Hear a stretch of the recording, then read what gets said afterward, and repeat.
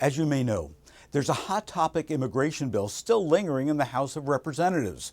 And as it lingers, farmers across our nation wait in anticipation. Why? Well, they're waiting and wondering if the new policy will mean less workers, and less workers begs the question, who will pick our produce? According to a study from the USDA's Economic Research Service, a large reduction in the number of unauthorized workers could lead to lower output and exports in agriculture and the broader economy.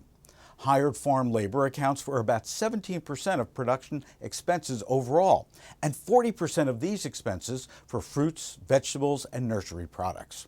Furthermore, a recent released White House report, Fixing Our Broken Immigration System, estimates that agriculture production losses of between $1.7 billion to $3.1 billion in California alone.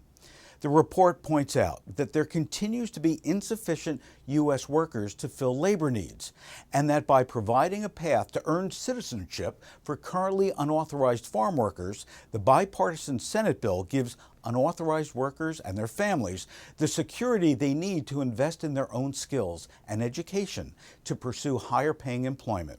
But it seems immigration is not the only problem for farmers. Also decreasing is the number of Mexicans migrating to the U.S. Data from the Pew Hispanic Center notes that net migration flows Mexico to the U.S. have declined to roughly zero and may actually be negative.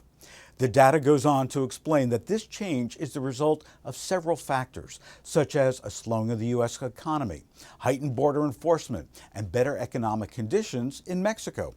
In other words, not only are there fewer workers here, but what would be their younger replacements? And they're opting instead to stay and work in their home country of Mexico.